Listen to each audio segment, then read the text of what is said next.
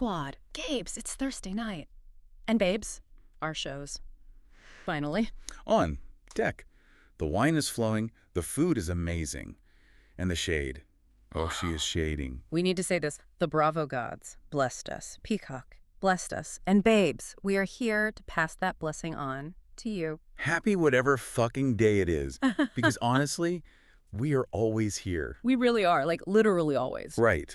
But wait, before we get into the show, we need to talk about sushi. Babes, we went to Spring, all you can eat, heaven. Honestly, it was a biological event, like absolute unadulterated sodium-laced heaven. I am actually still vibrating from the sheer volume of rice we consumed last night. Same. My blood type is currently soy sauce. Literally. But we have to talk about what we ordered, because I need the Snark Squad to understand the journey we went on. Oh, we went on a full expedition. Right. And I am currently obsessed. Like, I am lying awake at night thinking about those spicy tuna crisps. They were structurally perfect. Yes. Do you understand the textural symphony of what they did to that dish? You have this perfectly fried, like golden little rectangle of rice at the base. With the crunch. With the crunch. It's crunchy on the outside, slightly chewy on the inside, and it completely holds its structural integrity. It doesn't fall apart when you pick it up. Exactly. Then they layer it with that super spicy, creamy tuna that literally just dissolves on your tongue. Then the jalapeno. The paper-thin, aggressive little slice of jalapeno on top. It slapped so hard I had to put my chopsticks down. I literally had a moment of silence at the table. I mean, it was a culinary masterpiece, yeah. But we have to break down the broader mechanics of what we actually achieved last night. Oh, God, the analytics. Yes, the analytics.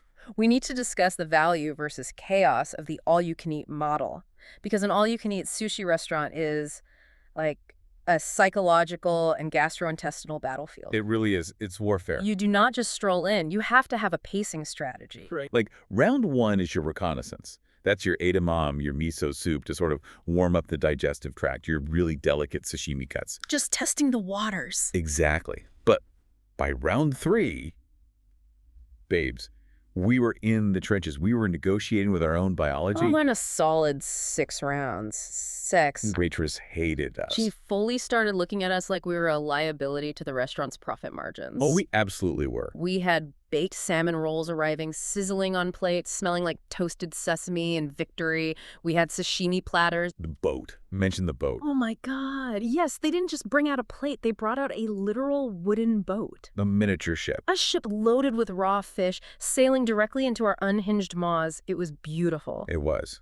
But, you know, with great value comes great chaos. True. There is always that inevitable moment right around plate 42 where the delusion breaks, like the meat sweats kick in. The bloating. The bloating begins to physically alter your posture. You start questioning your life choices, which brings me to the questionable scallop roll. Oh, God. The scallop roll. Please don't remind me. When you are paying a flat rate for unlimited seafood, the margins have to be made up somewhere. Right. The house always wins. I looked at that scallop roll, and it looked back at me, and I had to apply some serious critical thinking. It looked like a marshmallow. I was literally sitting there thinking, are you a scallop harvested from the ocean floor? Mm-hmm. Or are you a white fish paste, aggressively pureed, masquerading as a scallop in a trench coat? It was definitely paste. The texture was deeply suspicious.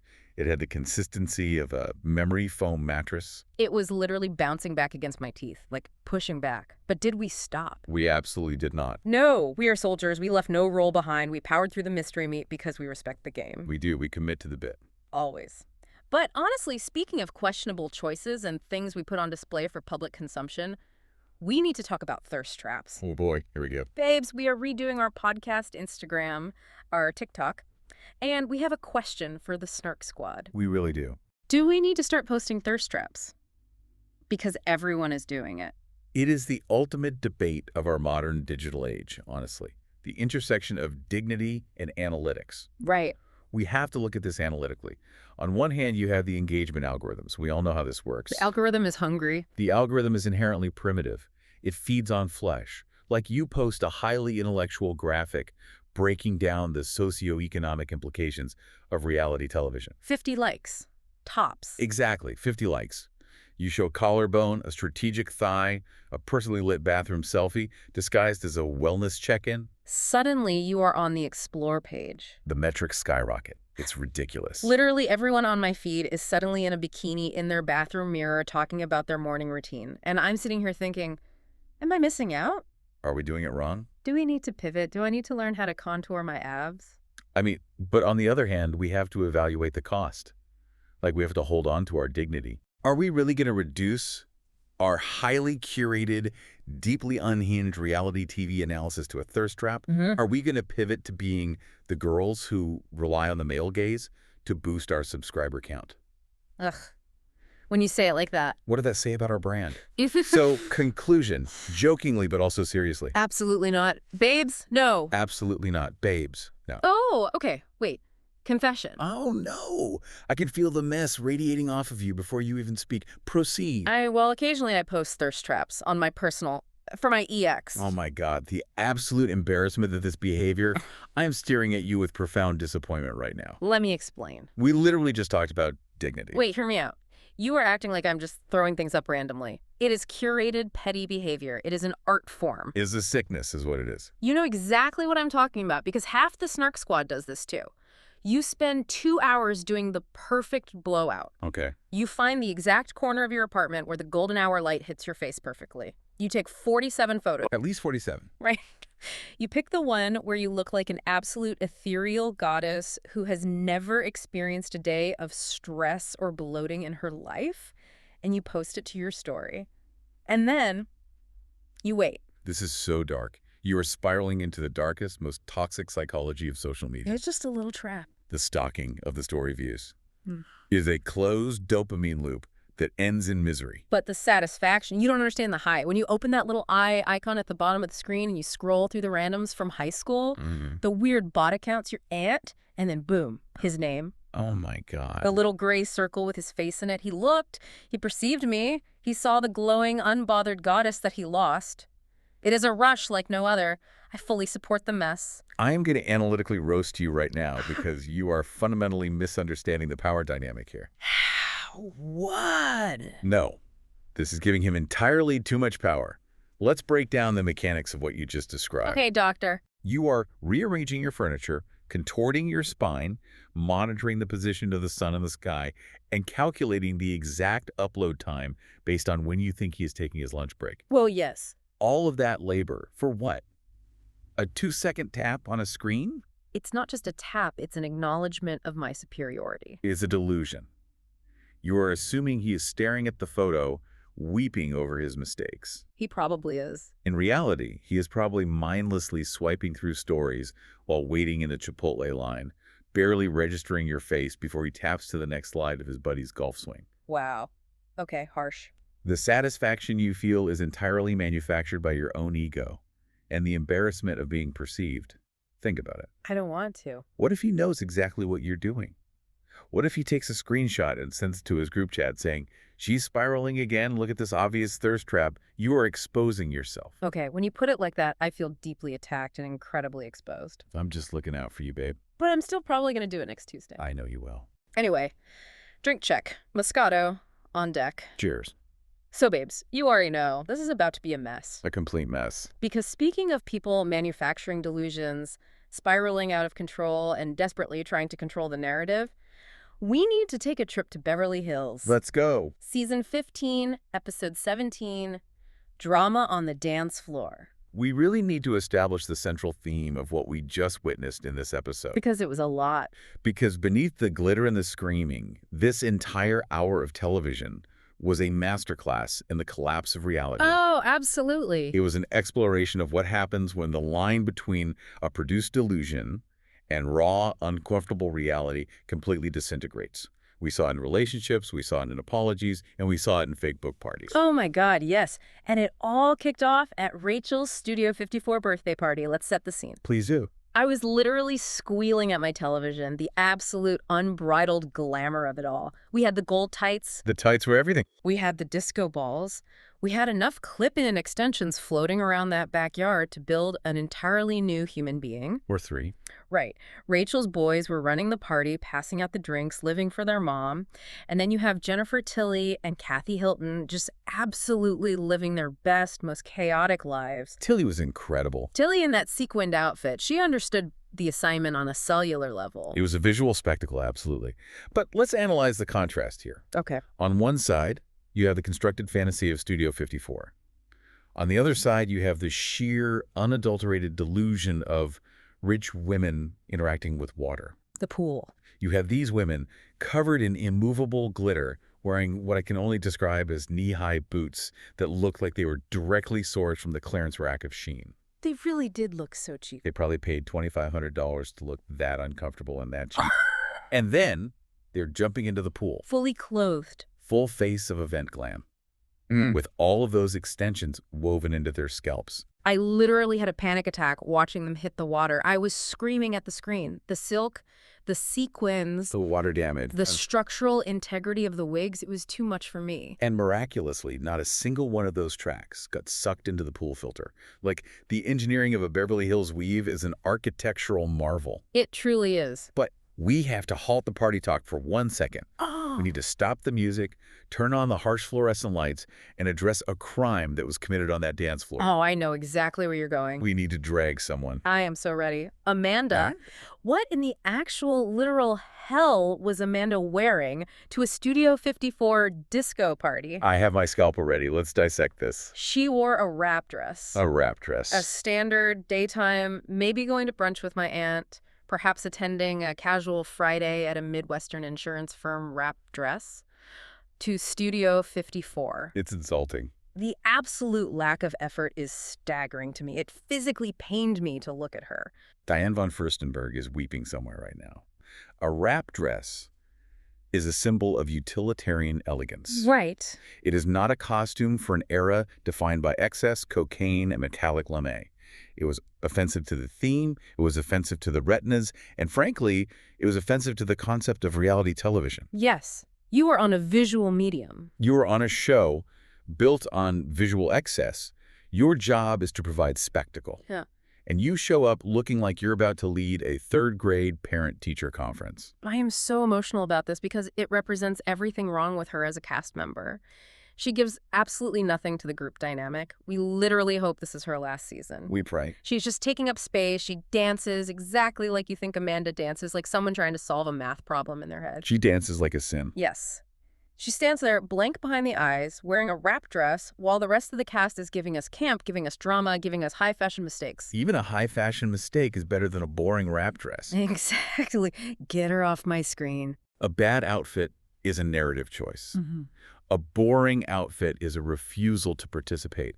She is refusing to clock in. She really is. If we are talking about the overarching theme of reality versus delusion, Amanda isn't even playing the game. She is the human equivalent of unseasoned boiled chicken. So accurate. But while Amanda is giving us nothing and actively draining the energy from the room, we have Natalie trying to give us entirely too much. Oh my God, Natalie. We have to talk about the physical comedy of the splits. The splits, the melody of a song playing 3 houses away, as the recap so beautifully put it. Incredible description. Natalie hits the dance floor, the music is barely pumping, and she decides, this is my moment. And she drops into a full, aggressive split in front of God, the cameras, and everyone. Let's break down the sheer audacity of this move, because we need to talk about Housewives' intellectual property. Yes, the IP. Doing a split on the dance floor is not just a dance move. In the Bravo universe, it is Kyle's trademarked, copyrighted, patented party trick. It is Kyle's split. Kyle built her early brand on that split. It is a piece of intangible cultural heritage. It belongs to Kyle. Yes, you do not just walk onto Kyle's show at a party with Kyle's friends and deploy the Richard split. That is an act of war. Exactly. Think about the history of Bravo IP. When a veteran cast member establishes a physical gimmick, whether it's Kyle's split, or Luann's cabaret, or Teresa's table flip, that becomes their currency. Right. For a new girl like Natalie to come in and perform the split is not just her trying to be fun. It is an attempted coup. A gymnast coup. It is her trying to usurp the throne via gymnastics. It signals to the veterans, I am younger, I am more limber, and I am coming for your screen time. The visualization I had, Biggs. Kyle standing by the bar, nursing a mocktail, watching this happen out of the corner of her eye. Plotting. I guarantee you Kyle immediately ran to the bathroom, locked the door, FaceTimed Andy Cohen directly from the toilet, and demanded that Natalie be edited out of the entire season. Oh, 100%. She was probably like, Andy, if you show her doing the split, I will release the pictures. You know which pictures. Threats were made. And honestly, that is exactly why we haven't seen Natalie all season. She probably had a great storyline. She probably had drama, but she committed the ultimate sin. She stole the split, and the Bravo editors buried her for it. You have to respect the intellectual property of the veterans, or you will be relegated to the cutting room floor.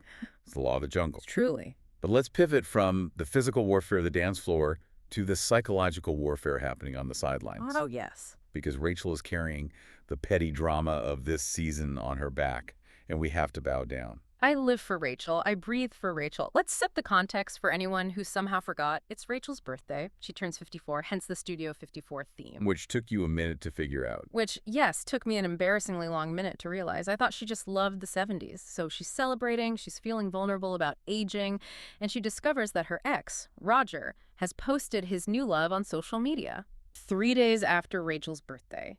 And the new girlfriend's birthday is 3 days after Rachel's. The absolute, unmitigated gall. The audacity of men is a bottomless pit, but we need to analyze the PR mechanics of this specific move. Okay, let's hear it. Roger, the man who built his entire public persona on Rachel's back, who put the small d in Roger. Oh my God, stop.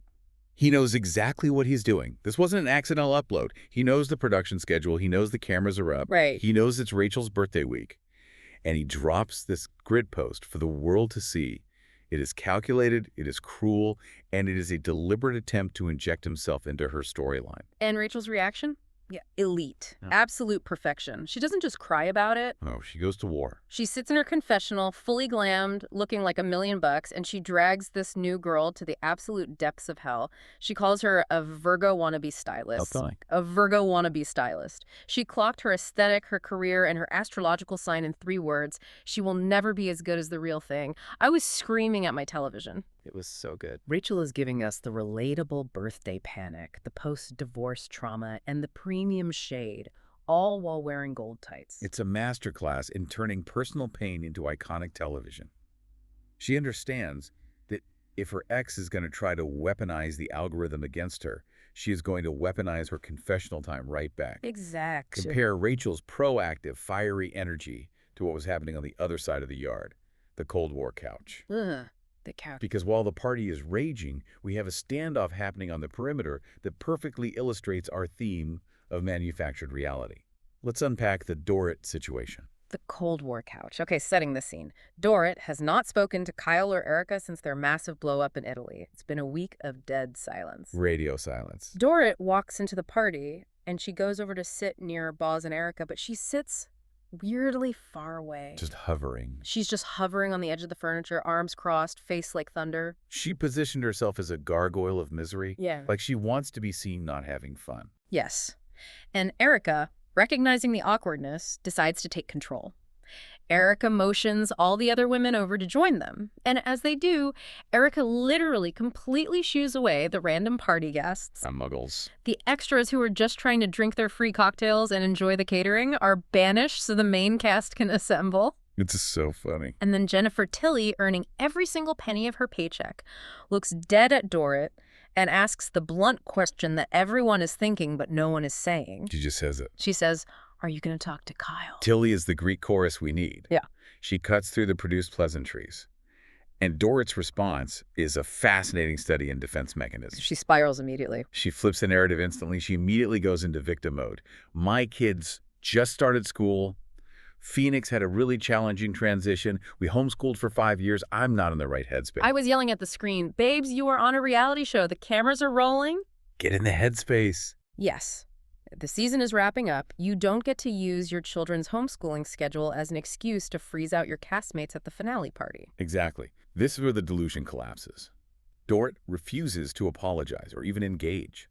She says, why would I apologize for not speaking to her when I never got a call? It makes no sense. It is an astonishing display of stubbornness. She is expecting Kyle to lead the conversation and fix the mess Dorit made. And Kyle is absolutely not going to do that. Never. Dorrit wants the reality to be that she is the wronged party, but the manufactured reality is that she is isolating herself. And then the true collateral damage happens.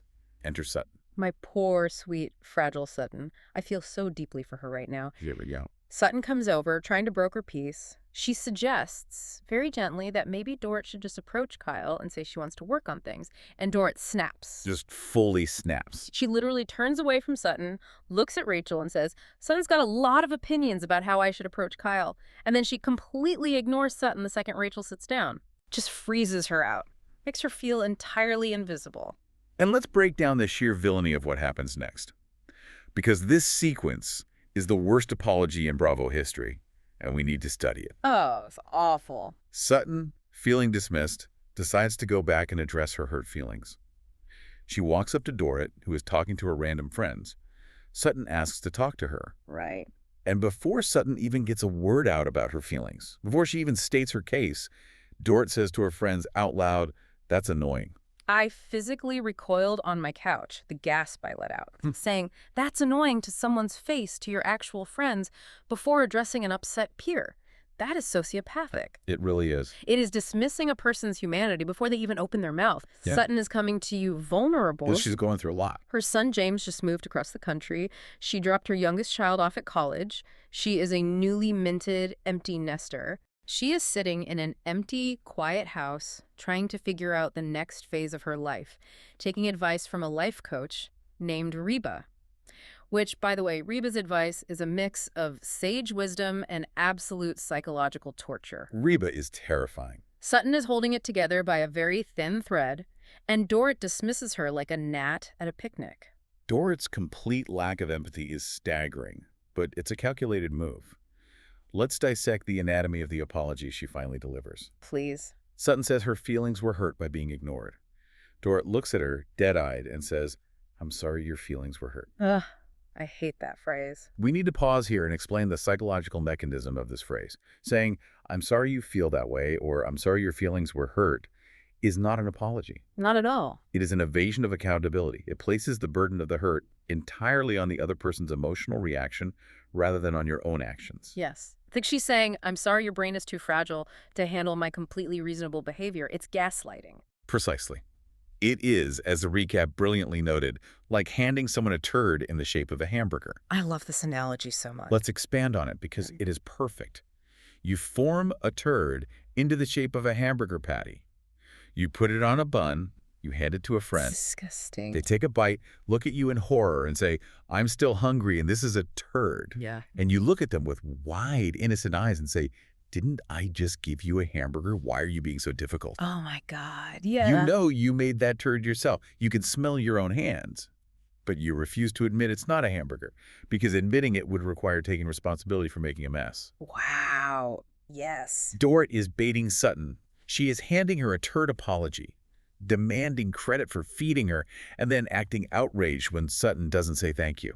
And it gets worse because Sutton isn't stupid. Sutton asks if Dorrit is actually upset about something else, trying to get to the root of the hostility. Which is a very mature question. Right. And Dorrit raises her voice, playing to the surrounding crowd, and says, what do you need me to do to prove how sorry I am for hurting your feelings by talking to someone who came up to me? The deflection is insane. And then the ultimate, the absolute cherry on top of this toxic manipulative sundae. What would you like in addition to the apology? The condescension is palpable. Babes, what we would like is an actual apology, not a defensive attack wrapped in a question. And then the exit, the grand exit. Oh, the exit. Dorrit storms off, looks back over her shoulder, and mutters, "Bye, weirdo." Bye, weirdo. Bye, weirdo. We are adopting that immediately. It is going to be my auto-reply to emails. It is so childish, so dismissive, so deeply offensive because it attacks Sutton's core insecurity of not fitting in. Dorrit earned every single bit of isolation she gets after that moment. She really did. She treated a vulnerable friend terribly while acting like the biggest victim in the entire zip code. It's the classic Dorrit playbook.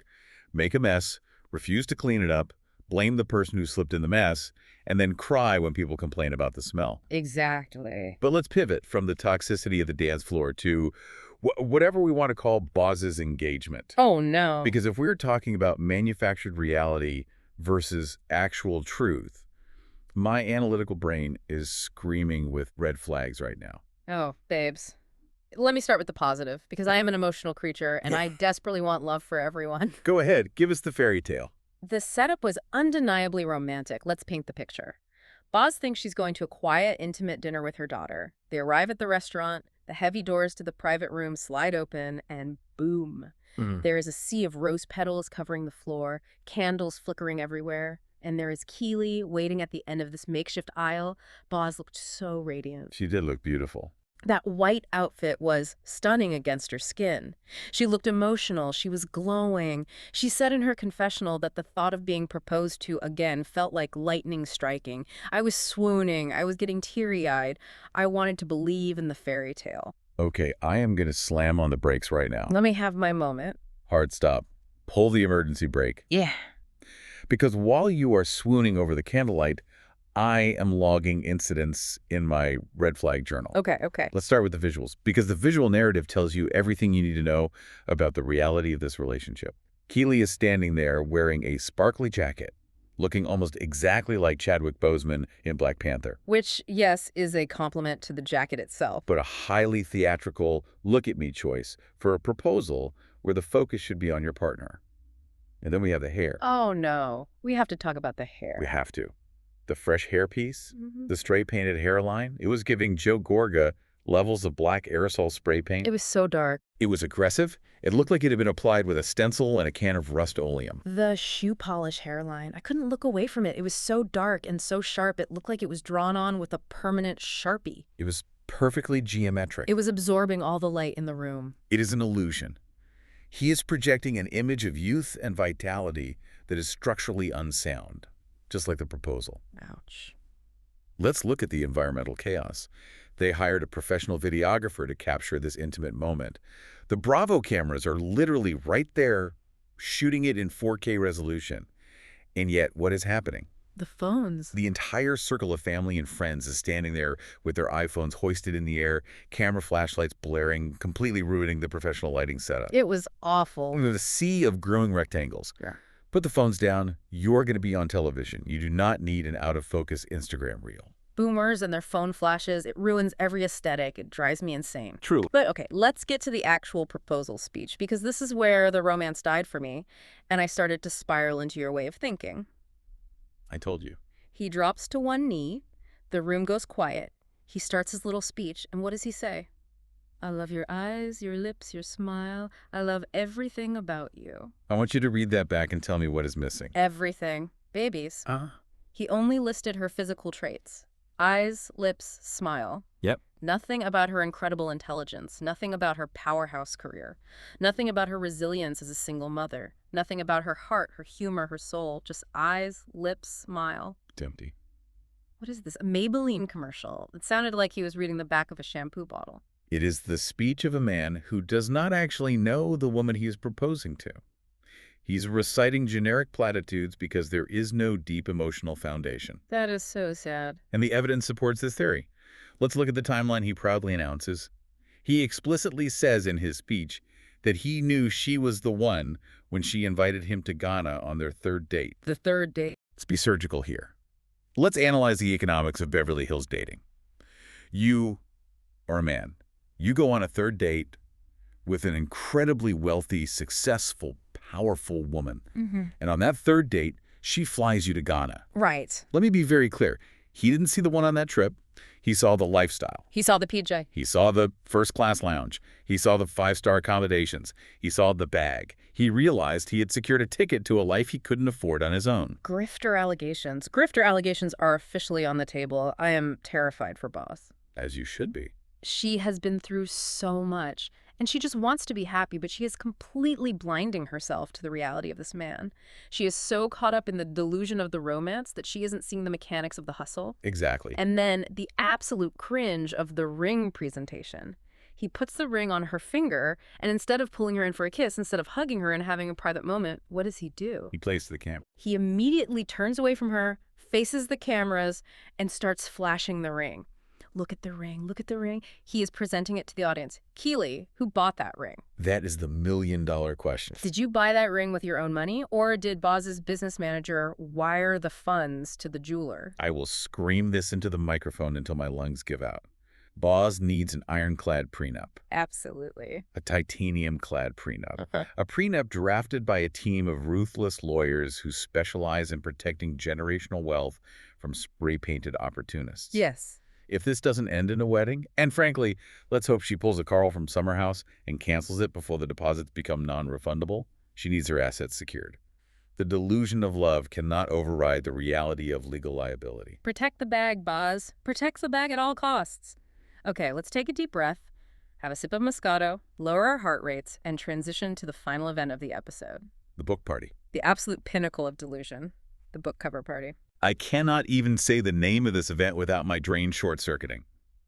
Let's state the facts of what occurred. Please do. Dorrit threw a launch party. Not for a book. The book does not exist. There are no pages, there is no manuscript, there is no publication date. The book will not be ready when the season airs. It's literally just a picture. She threw a catered, high-end launch party for a photograph. A picture that will eventually, someday, hypothetically go on the cover of a book that she is allegedly writing. A photo launch party. Because she needs, and I quote, a stream of revenue for her and the kids. Let's unpack the absolute absurdity of this. It's completely absurd. Throwing an expensive catered event in Beverly Hills, complete with custom floral arrangements, a step and repeat, and signature cocktails to reveal a JPEG. A JPEG. It is the most Dorrit thing I have ever heard in my entire life. She is running a business based entirely on vibes and hypothetical future profits. And she is tardy for her own party. Of course she is. She shows up late to an event that isn't even for a real object. It is pure comedy. It is the hollow core of reality TV commerce. But let's look at the attendance list, because this is where the consequences of Dorrit's actions finally shatter her delusion. Who shows up to support this hollow endeavor? Amanda. Amanda. Of course, Amanda shows up in another Terrell outfit, giving us yet another reason to be annoyed by her presence, nodding blankly, and claiming she wants to support Dorrit's stream of revenue. She's no backbone. Rachel is there, still traumatized by her ex's Instagram post, but showing up to work. Boz is there, high on the delusion of her engagement.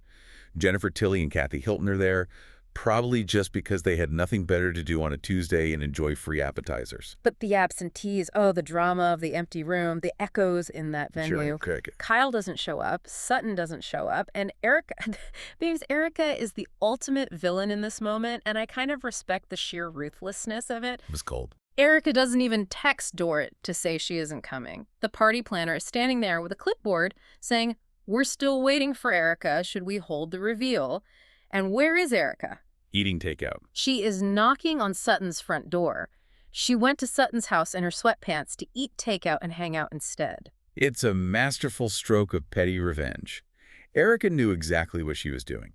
She knew that skipping the event and going to comfort the woman Dorrit just abused would send a message louder than any argument. Woo-hoo. Now, we have to debate this, because this is the crux of the Housewives' social contract, is this mean girl behavior. Was Kyle's faction coordinating a targeted boycott to embarrass Dorrit on camera? See, I honestly think they should have just shown up. I really do. You're too nice. Be classy. Put on a nice dress, show up for 20 minutes, drink a glass of champagne, say congratulations on your little JPEG, take a photo and leave. Because not showing up at all gives Dorrit exactly what she wants, the ability to play the ultimate victim. Look at me, a struggling single mother hanging on by a thread, launching my hypothetical book cover, and my friends abandoned me in my darkest hour. If they had gone, they would have been the bigger people, and Dorrit wouldn't have any ammunition. I completely disagree. I defend the boycott entirely, and here's why.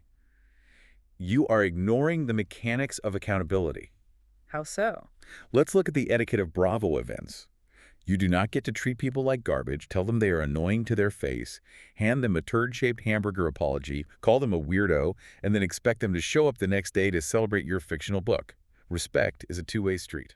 But it's their job. They are pastmates. They are paid to attend these events, so we have a show. Their job is to create authentic conflict. And the authentic conflict here is that Dorrit earned that empty room. I mean, she did earn it. She chose to alienate Erica in Italy. She chose to belittle Sutton at the Studio 54 party. She chose to freeze out Kyle and demand an apology she didn't deserve.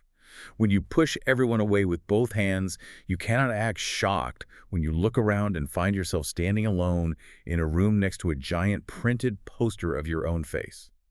She manufactured her own isolation. I hear what you were saying, but it's giving her the storyline. We know exactly what is going to happen. She's going to sit on that reunion couch. Yep. She's going to wear something ridiculous with feathers. She's going to squeeze out a single tear, and she's going to cry about being abandoned. I was so alone, Andy. They plotted against me. It's going to be exhausting. Let her cry. The cameras don't lie. We have the footage of what she did at the Studio 54 party. The audience sees the truth, even if Dort is lost in the delusion. Which brings us perfectly into our breakdown. We need to categorize this chaos. Babes, it is time for the segments. Yes. Segment 1. Diamond holders vs. side characters. Who is carrying the season and who is coasting? Let's start with who is carrying. I want to hear your nomination. No, I want you to go first. Lay out your case. I am nominating Rachel. Without hesitation, she gets the crown this week. Valid. She brought the entire visual aesthetic with the Studio 54 glamour. She brought the deeply relatable, visceral panic of having a birthday and confronting aging. And she brought the absolute premium, top-tier shade against her ex's new girl. The Virgo comment. Calling her a Virgo wannabe stylist is the kind of petty, hyper-specific, deeply personal insult that fuels this entire franchise. She didn't just insult her looks, she insulted her astrological chart and her career trajectory in 3 words. Rachel is clocking in, doing the emotional labor, and wearing the gold tights while doing it. Rachel is putting in the sweat equity, absolutely. Her confessional game is elite right now. But I am nominating a side character for carrying, Jennifer Tilly. Oh, good choice. Tilly is a masterclass in how to execute the friend of role. She is securing the bag. She is showing up to these parties, looking incredibly glamorous, fully committed to the theme, and she is asking the blunt, direct questions that the producers desperately need asked to move the plot forward. She just says whatever she wants. She walked right up to Dort and said, "Are you going to talk to Kyle?" No pleasantries, no beating around the bush, no pretending to care about Phoenix's homeschooling schedule. Yeah. Just straight to the narrative conflict. And her confessional energy, impeccable. She is the Greek chorus we need, narrating the delusion from the outside. Totally agree. Tilly is everything. We are lucky to have her. Okay, who is coasting? We say this in unison. Amanda. Amanda. I cannot with her. She's giving us absolutely nothing. What is her storyline this entire season? Showing up to a disco party in a wrap dress. A literal wrap dress. Going to Dorot's fake book party to nod and say she supports a stream of revenue. She is a piece of cardboard propped up in the background of these scenes. She makes Kyle look horrible just by being her forced, supportive little minion. She has no independent thoughts, no independent style, and no independent drama. She is the human embodiment of the color beige. She is coasting on the coattails of the veteran cast members. She thinks that simply being in the room is enough to secure a paycheck. But we have to add Natalie to the coasting list as well. Natalie, yes. Doing a split does not make you a housewife. Not at all. You cannot just physically contort your body and expect Andy Cohen to hand you a diamond. You have to earn it with emotional warfare, with vulnerability, with deeply flawed decision-making, not gymnastics. Exactly. A split is a stunt, not a storyline. Right. You can't hack your way into the core cast by stealing Kyle's IP. Moving on. Segment 2. Best look, worst energy. Fashion versus personality. Best look has to go to Boz. Despite the dusty fiancé, despite the spray-painted shoe polish hairline standing next to her, Boz looked absolutely radiant. She did. That white outfit was stunning. It fit perfectly. It was elegant. She looked emotional. She looked beautiful. She was glowing with the delusion of true love. It was a beautiful visual moment before the logic of the situation kicked in and ruined it for us. I will give an honorable mention to Jennifer Tilly's Studio 54 look. She fully committed. She didn't do chic 70s like the rest of them tried to do. She gave us sequins. She gave us camp. She gave us unapologetic messy party glamour. She understood the assignment. But let's talk about worst energy, because this is a crucial category this week. Oh, this is easy. It's a sweep. All right. The absolute unmitigated misery of showing up to a party, refusing to engage, sitting on the edge of a couch, rolling your eyes, and acting like a martyr while simultaneously treating everyone who approaches you terribly. Her energy was a toxic waste dump. She sucked the oxygen out of the backyard. Toxic. Radioactive. And I have to add Keely's energy at the proposal. The desperate, look at the ring, look at the cameras, am I hitting my mark? Yeah, energy. That's so fake. It wasn't about connecting with Boz. It was about the performance of wealth and success for the television audience. It was deeply unsettling. Worst energy. The grifter's energy is always unsettling because you can feel the calculation behind the smile. Which brings us to segment 3. Shadiest moment of the night. Let's break it down to its core components. We have to go back to the Dorrit and Sutton interaction. Let's look at it frame by frame. The sheer sting of Dorrit listening to Sutton talk about her children going back to school, trying to find common ground. And the literal second Rachel sat down next to them, Dorrit's eyes shifted, her body language closed off, and she made Sutton completely invisible. She iced her out. She physically turned away. To do that to someone who is actively trying to converse with you is so cold.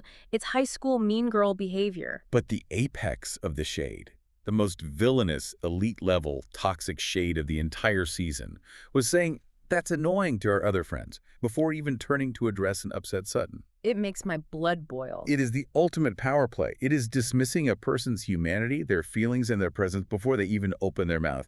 It's shady, it's cruel, and it cements Dorrit as the unequivocal villain of the back half of this season. She cannot come back from that. She is begging to be dragged at the reunion. She is writing the script for her own destruction. Okay, final segment. Segment 4. Who's lying? Call it out. Be messy. We demand the truth. I am calling out Dorrit. She is lying about being sorry. She is lying to Sutton, she is lying to the cameras, and she is lying to herself. When she looked at Sutton and said, "I'm sorry your feelings were hurt," every single micro-expression on her face, Every single one. the tight jaw, the dead eyes, the crossed arms, the elevated tone of voice, all of it screamed contempt. It was a lie wrapped in an evasion, served on a platter of delusion. Yes, she didn't mean a single syllable of it. And I am calling out Keeley. He is lying about his hairline, first of all. We have eyes. We know what aerosol spray looks like on a scalp. We know the difference between hair follicles and pigment. We are blind. And more importantly, he is lying about his intentions. You invite someone to Ghana on a third date because you see a mark, not a soulmate. You see a bank account, not a partner. We see you, sir. The Snark squad sees you. And together, we have to call out Amanda. Amanda is lying to herself if she thinks Bravo is giving her another contract after this season. Wrap dresses do not secure diamonds, babes. You cannot coast through Beverly Hills without catching a stray bullet, and she isn't even trying to dodge. The truth hurts, but someone has to say it. The delusion must be shattered. Oh my God, what an episode. The exhaustion I feel right now is real. My wine glass is completely empty, my voice is hoarse, and my brain is still trying to process Dorrit's fake book party. Bravo blessings, Moscato chaos, sushi dreams. We have successfully survived another week in Beverly Hills, and we have navigated the treacherous waters between reality and delusion. But babes, we need to hear from the Snark squad. Hop into our DMs, get in the comments on the show's Instagram. Who are your favorites this season? Because right now, Rachel and Tilly are reigning supreme for me. They're doing the work. And more importantly, who do you not trust?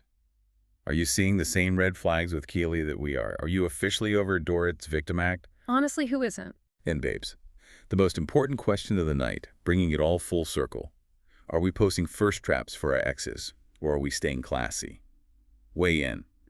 The algorithm demands an answer, and we need guidance. Do it for the plot. Tell us your messy stories. Rate, review, subscribe, send your submissions for next week's listener questions. Send this to your most Bravo-obsessed friend, I'll be. the one who understands why a wrap dress is a crime. Thank you to the Snark Squad for sipping the Moscato with us tonight, analyzing the chaos and holding these women accountable. Stay sparkling. Stay delusional. And we'll see you on the Snark side.